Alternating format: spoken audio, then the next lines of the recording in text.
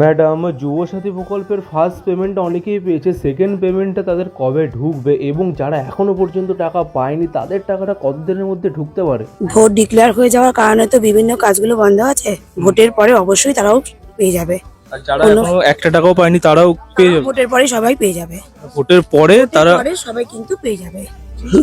আমাকে ফলো করলে তোমাদেরই লাভ। প্রথমে আমার ইউটিউব চ্যানেলটা সাবস্ক্রাইব করো, তারপর ইনস্টাতে আমায় ফলো করো। আমার বায়োতে দরকারি আপডেটস বলে যে গ্রুপটা আছে, যেটা আমি তোমাদের জন্য ক্রিয়েট করি। এই তিনটে ছোট্ট স্টেপ কমপ্লিট করে আমাকে পার্সোনালি মেসেজ করতে। মমতা ব্যানার্জি 10,000 টাকা বোনাস দেবে দুর্গাপুজোর আগে আগে, তিনি সবাই ঘোষণা করে দিয়েছেন। তো এই বিষয়টা একবার অডিয়েন্সের বলে দাও যে কতটা সত্যতা আছে। আমাদের দিদি যা বলে তা, যা প্রতিশ্রুতি দেয় সেটা কিন্তু রাখে। এর আগেও তো তোমরা দেখেছো যে আমাদের লক্ষ্মীর ভান্ডার 500 টাকা করেছে এবং 500 টাকা থেকে বেড়ে সেটা 1000 এবং 1500 টাকা হয়েছে। আমাদের দিদি যা কথা দেয় তার কথা রাখে, কোনো কথার খেয়াল হবে না। দিদি আসলে আমাদের মহিলারা 10,000 টাকা পুজোর বোনাস পাবোই। জয় বাংলা। এই মামাটি মানুষ সরকার যদি কোনো কারণে ক্ষমতায় না আসতে পারে, তাহলে যে যুবসাথী, লক্ষ্মীর ভান্ডার, ভূমিহীন প্রকল্পে যে সমস্ত টাকাগুলো অনেকে তো পেয়েছে, আবার অনেকে এখনো পায়নি, তাদের ডেটা এন্ট্রি হয়ে আছে ফর্মেট, তো তারা টাকাটা পেতে পারে। টাকা তো কোনো মতেই পাবে না। শুধু লক্ষ্মী ভান্ডার বা কেন, কোনো প্রকল্পই তখন এই যে যদি বিরোধীরা যদি আসে, কোনো প্রকল্পই থাকবে না এবং সমস্ত প্রকল্পই বন্ধ হয়ে যাবে এবং যাদের এন্ট্রি হয়েছে তারা তো পাওয়ার তো কোনো প্রশ্নই থাকে। এতক্ষণ সময় দিলেন ব্যস্ততার মধ্যে, তার জন্য অসংখ্য ধন্যবাদ। আপনার পরিচয়টা একবার বলুন। আমার পরিচয় হচ্ছে, আমি বর্ষল 2 গ্রাম পঞ্চায়েতের প্রধান শ্রী রমেশচন্দ্র সাহা। আচ্ছা, তুমি যে সমস্যাটার কথা বলছিলে সেটা আরেকবার স্যারকে জানাও। স্যার, প্রথম মাসে যুবসাথী টাকাটা আমার ঢুকেছে, কিন্তু দ্বিতীয় মাসে যুবসাথী টাকাটা এখনো ঢোকেনি কেন? আর এই 29শে এপ্রিল মানে আর 3 দিন বাকি মাত্র ভোট। টাকাটাকে আমি ভোটের আগে পাবো না ভোটের পরে পাবো? স্যার, এই বিষয়ের সঠিক তথ্যটা সবাইকে জানিয়ে এখন ভোট ঘোষণা হয়ে গেছে, তাই এখন কারোর অ্যাকাউন্টে টাকা যাবে না। 4 মে ভোট গণনার পরে 15 দিনের ভিতরে সবাই অ্যাকাউন্টে টাকা পেয়ে যাবে। অন্নপূর্ণা ভান্ডারের ফর্ম নাকি অনেক জায়গায় ফিল আপ হচ্ছে, সেখানে নাকি নাম, ঠিকানা আর জাস্ট ফোন নাম্বারটুকু আছে, ব্যাংক ডিটেলস সেই ফর্মে নেই। এবার ব্যাংক ডিটেলস যদি না থাকে, টাকাটা কিভাবে কি বাড়ি বাড়ি হাতে হাতে দিয়ে আসবে? ব্যাংক ডিটেলস না থাকলে আমাদের লক্ষ্মী ওই 3,000 টাকাটা অন্নপূর্ণা ভান্ডার কি করে ঢুকবে? 1 নম্বর। সব থেকে বড় কথা হলো, এখনো ভোটের মুখে বললো যে কিছুই কাজ হবে না, তাহলে এই মুহূর্তে কি করে অন্নপূর্ণা ভান্ডার ফর্মটা ফিল আপ হয়? সেটা মাটির মানুষ যখন আসবে তখন দেখবে। আর যেই রাজ্যে মোদী সরকার আছে সেখানে এখনো অন্নপূর্ণা ভান্ডার চালু হচ্ছে না, বা মহিলাদের কেন দিচ্ছে না? আগে সেখানে করে দেখাক, তারপরে আমাদের পশ্চিমবাংলায় এসে সেটা করবে। একদম নিশীথ কুমার মালিক। আর এইভাবে বোতাম টেপে যদি আওয়াজটা হয় তবে জানবেন যে ভোটটা হয়েছে। যখনই দেখবে যে এই যে আওয়াজটা দেখো, আমি যখন এরকম করে দিচ্ছি, আওয়াজটা হলো না মানে কিন্তু তোমার ভোটটা হলো না। ঠিক আছে, এরকম জোর করে একটু টিপবে, আওয়াজটা হলো মানে কিন্তু ভোটটা হলো। 1 নম্বর থাকবে, একদম প্রথমে 1 নম্বরই আমাদের ইয়েটা থাকবে, আর হচ্ছে এই সিম্বল থাকবে, এই সিম্বল থাকবে, আর এটা হচ্ছে তোর এই ছবি থাকবে, দিয়ে এরকম 1 নম্বর প্রথম থেকে ভোটটা দিই। ঠিক আছে বাঙালি। তো মাছ হচ্ছে বলছে বিজেপি সরকার তো মাছ মাংস দোকান রাখবে না। প্রথমে আমার বেনারসি ছিল, ঠিক আছে, কাশিতে। ওইখান থেকে আমার রিটার্ন হয়ে গেছে, আমি ওইখান থেকে রিটার্ন করে নিয়েছি, ওইখান থেকে নাম কেটে দিয়েছি, এইখানে নতুন নাম দিয়েছি। তো ভোটার কাগজ এইখান থেকে আমি পেয়ে গেছি, কিন্তু আমার নাম আসেনি কেন? আমি এসআইআর করেছি, সব করেছি, নাম কেন আসে? অত বোম্বে থেকে ঠেলা খেতে খেতে 3,000 মতলব এসিতে টিকিট কেটে তারপরে এসছি, আজকেই এখনই এলাম, নামলাম। যেমন ধরুন এই যে কবিতা দুবে, উনি মুম্বাই থেকে এসেছেন, মুম্বাই কাজ করেন, ভোটের জন্য এখানে অনেক টাকা খরচা করে 2-5 হাজার টাকা খরচা করে উনি এসেছেন ভোটটা দেবেন বলে। এখন উনি এসে দেখছেন যে ওনার নামটা নেই।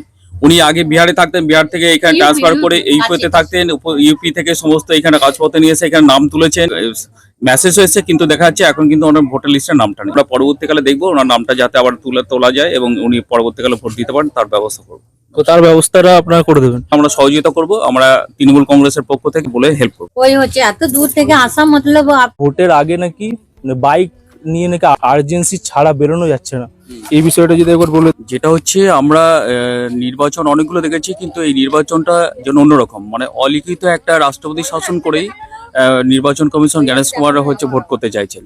যেটা হচ্ছে এমার্জেন্সি যারা দূরে দূরে বাড়ি বা যারা হচ্ছে বিভিন্ন পারপাসে বা বাজার ঘাট তো করতে বা বিভিন্ন পারপাসে আসে, তাদের ক্ষেত্রে তো অনেক অসুবিধা হবে।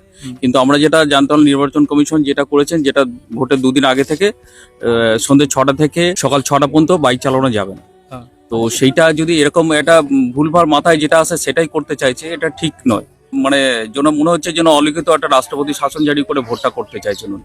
আমাকে ফলো করলে তোমাদেরই লাভ। তো আমি এখানে এনারা সময় দিচ্ছে, প্রচারে বেরিয়েছে।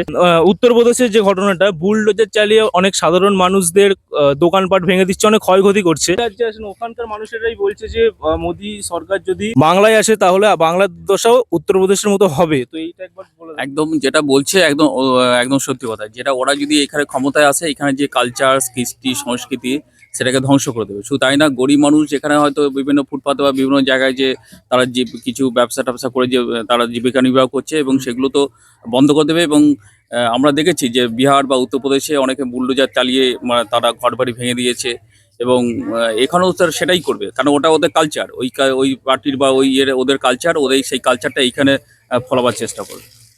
আরো একটা প্রশ্ন আছে যে এই আদর্শ আচরণবিধি যদি কোনো রাজ্যে চালু হয়ে যায় তাহলে যে স্কিমগুলো টাকাগুলো ঢুকতে থাকে সেই টাকাগুলো নাকি ঢোকা বন্ধ হয়ে যায়। আর কি, যদি আচরণবিধি বলতে যেটা হচ্ছে সরকারি কোনো প্রকল্পের যারা সুবিধা পায় তারা পাবে না, এবং যারা পাচ্ছে তারা হয়তো কন্টিনিউ যেগুলো চালু আছে সেটা থাকবে, এবং যারা পাননি তারা কিন্তু এই আচরণবিধির মধ্যে পাবে না। এবং যেহেতু শুধু তাই নয়, যে সরকারি কোনো প্রকল্প যদি স্টার্ট না হয়, হয়তো সেটা টেন্ডার হয়ে গেছে বা টেন্ডার প্রসেস হয়ে গেছে বা সেটা কাজটা শুরু হবে, কিন্তু সেখানে যদি মানে মালপত্র বা কোনো কিছু না হয়, তাহলে সেটা কাজটা কিন্তু শুরু করা যায় না। তেমনি যে প্রকল্পগুলো যেটা চালু হয়েছে সেগুলো হয়তো অনেকে পাননি বা টাকা পায়নি, সেটা আমাদের অভিষেক ব্যানার্জি প্লাস হচ্ছে আমাদের মমতা ব্যানার্জি যেটা বলেছেন 15 দিনের মধ্যে টাকা ঢুকে যাবে, এবং সেটার অরিজিনালি টাকা ঢুকে যাবে, এবং সকলেই সেটা টাকাটা আচ্ছা, পাবে। ঘর তৈরির জন্য আবেদন করেছিলেন? হ্যাঁ, আবেদন তো ম্যাডাম কি বলেছে? আমরা ওনাদের একটা নাম আমরা করে দিয়েছি। 6 মাসের মধ্যে করে দেওয়ার জন্য প্রতিশ্রুতি দিয়েছে ক্ষমতা আসার পর আচ্ছা, ক্ষমতা আসার পর আমরা 6 মাসের মধ্যে অবশ্যই আমরা ঘাটা করে দেবো। তো স্যার টোটো পাঠিয়ে দিতে হবে, মানে এরকমও যারা এরকম যেটা বলি, যারা বয়স্ক লোক, যারা চলতে ফিরতে পারবে না, যারা শারীরিকভাবে একটু অক্ষম, হ্যাঁ তাদেরকে আমরা টোটো করে নিয়ে গিয়ে তাদের যারা ভোট দিতে পারে তার জন্য আমরা আমাদের পার্টির তরফ থেকে এটা করা হয়। আচ্ছা, এটা শুধু আমাদের এই বর্ষুলের বলে নয়, সমস্ত জায়গায়? সমস্ত জায়গাতেই যারা শারীরিকভাবে অক্ষম বা যেতে পারবে না, অনেকটা বয়স হচ্ছে, তাদেরকে আমরা বলি যে তাদেরকে টোটোর ব্যবস্থা করা হয়, এবং তার টোটোর মাধ্যমে গিয়ে তারা ভোটের কেন্দ্রে পৌঁছে দেওয়া হয়। আমার বয়স কত? আমার আর বয়স 72। 72? টোটোতে বসবে, টুকটুক করে যাবে। আজ পর্যন্ত একটা ভাতা করে দিলে না, আমার খালি ভোট আমি দিয়ে যাচ্ছি প্রতি বছর। ওটা তো হবে বলে দিয়েছে। বলে দিয়ে যে কই হচ্ছে কই পাচ্ছে। যেটা হচ্ছে ভাতার ব্যাপারটা বলি, যারা SC ST সম্প্রদায়ভুক্ত তাদের হচ্ছে যে কোটা আছে, তাদের অনেক ভ্যাকেন্সি আছে, তারা যদি এই মাসে যদি তারা ফর্ম ফিল আপ করে তাহলে উনি তারপরে মাসে পাবে। উনি SC সম্প্রদায়ভুক্ত, কিন্তু SC সার্টিফিকেট কোনো সার্টিফিকেট নেই, তার ফলে ওনার হচ্ছে না। ওনার জেনারেল কাস্ট হিসাব আছে, ওনার নাম এন্ট্রি আছে, রেজিস্ট্রেশন করাও আছে, সার্টিফিকেট থাকতো, সার্টিফিকেটটা তো তৈরি করে রাখতে হতো। আর আমার একটা বিধবা ভাতা কি বাদ করবো। এই যে বলি, উনি যে বাড়িতে যেটা আছেন, এই বাড়িটা আমরা পঞ্চায়েত থেকেই করে দিয়েছি। আচ্ছা, এই যে বাড়িটা দেখছেন, ওনার বাড়ির অবস্থা ভালো ছিল না, খুব ভগ্নদশা ছিল, ওনাকে কিন্তু আমরা বাড়িটাও করে দিয়েছি। আমরা এসছি তৃণমূল কংগ্রেসকে ভোটটা দেওয়ার জন্য। কেন ভোটটা দেবে? দেখো, এই যে এবার যেটা হয়েছে আমাদের হিন্দি ভার্সেস বাংলা, এই যে বাংলাকে অস্তিত্ব রাখতে গেলে, বাংলা ভাষা, বাংলা কৃষ্টি, বাংলা সংস্কৃতিকে বজায় রাখতে গেলে আমাদের কিন্তু তৃণমূল কংগ্রেসকে ভোটটা দিতে হবে, এবং দিদি হাতকে শক্ত করতে হবে। দিদি যদি থাকে, আমরা দেখুন যে লক্ষ্মী ভান্ডারের যেখান থেকে মাধ্যমে জন্মলগ্নে এখানটা এই যে তৃণমূল হয়েছে, সেখান থেকে তৃণমূল ছাড়া আমি কোনোটা করিনি। তাহলে সিপিএম বাংলা দেখেছো এরকম আমার সঙ্গে কত ওদের লড়াই, কিন্তু আমার কিচ্ছু করতে পারে না। আমরা এই যে 15 বছর সরকার আছে, 15 বছর দেখুন আমার বর্ষুল অঞ্চলে এ হচ্ছে রাস্তাঘাট, ড্রেন থেকে শুরু করে, মার্কেট থেকে শুরু করে, FCI গোডাউন থেকে শুরু করে, BLR অফিস থেকে শুরু করে, আমি একটা ছাতার তলায় সমস্ত হচ্ছে অফিসগুলো চলে এসেছে, তাই না? দুটো মার্কেট করা হয়েছে, FCI গোডাউন করা হয়েছে। বয়স কত? বয়স 60 বছর, 60 বছর হয়েছে। তুমি কাকে ভোট দেবে বলছে এবার? কাকে ভোট দিতে? যাকে দিয়ে দিদিকে দেবো। কেন? দিদিরা আমরা অনেক উপকার পাচ্ছি বলে দিদিকে দেবো। আমরা এই যে দেখতে পাচ্ছেন যে ঘর হচ্ছে, এই যে আমার সতীদে, এই যে সতীদে ওনার নামে ঘরটা দেওয়া হয়েছে আর কি। তো আমরা এই যে দিদি যে উৎসাহ দিয়ে এলো, যে আমি জানি যে এইটা 1,20,000 টাকার বাড়ি হবে না, কিন্তু এই যে আমাদের দিদি যে উৎসাহটা দিল এবং নিজেদের কিছু টাকা ইনভেস্ট করে ওটা কিন্তু এই সুন্দর মনের মতো করে বাড়ি করছে আর কি। আপনি খুশি? হ্যাঁ, আমি খুব খুশি। ভোটটা কাকে দিচ্ছেন এবার? তৃণমূলকেই দেবো। 3 সেকেন্ড সময় নিলেন কেন ভাবতে? ব্যবস্থা, তারা জল পাচ্ছে, আমরা দিদি আগের বারে আমরা ইলেকশনের আগে বলেছিলাম বাড়ি বাড়ি বিশুদ্ধ জলের ব্যবস্থা করব, এবং দেখুন যে প্রতিটা বাড়িতে আমাদের কলের জলের বিশুদ্ধ জলের ব্যবস্থা করেছি, খুবই উপকৃত হচ্ছে। এই জলটা পানের উপযোগ, খাওয়া যায় জলটা? না মানে ময়লা আসে, সবসময় পরিষ্কার হয় না তো, এবার যখন পরিষ্কার হয় তখন অন্যান্য কাজ হ্যাঁ এমনি সবকিছু কাজ। যে বলেছিল যে আমরা বছরে 2 কোটি চাকরি দেবো, কিন্তু আজ পর্যন্ত আমাদের কোনো চাকরি দেয়নি। 2 কোটি তো তাহলে হচ্ছে 24 কোটি হয়, এরকম একটা ভাওতা। তো সেই জন্য বলছি, দিদি যখন বলেছে 10,000 টাকা করে যারা লক্ষ্মী ভাণ্ডার বা তাদের বোনাস হিসেবে দেবেন, দিদি কিন্তু যেটা বলে সেটা রাখে এবং সেটা পাবে। একটা নিউজ খুব ভাইরাল এখন, 50,000 টাকার বেশি ক্যারি করা যায় না ক্যাশ। যেটা নির্বাচন কমিশন যেটা এই যে আচরণবিধি যেটা করেছেন, সেখানে ওরা এটাও একটা অপশন রেখেছেন, যেমন হচ্ছে বাইকের ক্ষেত্রে অপশন রেখেছেন যে বাইক চালানো যাবে না বা 2 জন চাপানো যাবে না।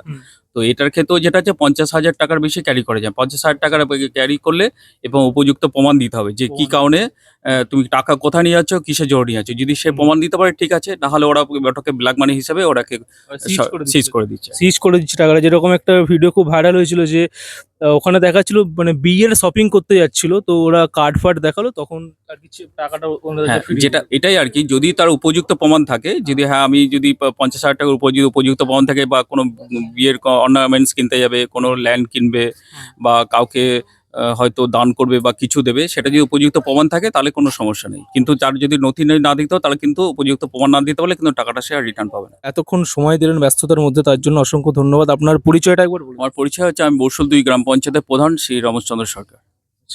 ধন্যবাদ। আমাকে ফলো করলে তোমাদেরই লাভ। সবার প্রথম আমার ইউটিউব চ্যানেলটা সাবস্ক্রাইব করো, তারপর ইনস্টাতে আমায় ফলো করো। আমার বায়োতে দরকারি আপডেটস বলে যে গ্রুপটা আছে, যেটা আমি তোমাদের জন্য ক্রিয়েট করেছি। তোমরা এই 3টে ছোট্ট স্টেপ কমপ্লিট করে আমাকে পার্সোনালি মেসেজ করতে পারো।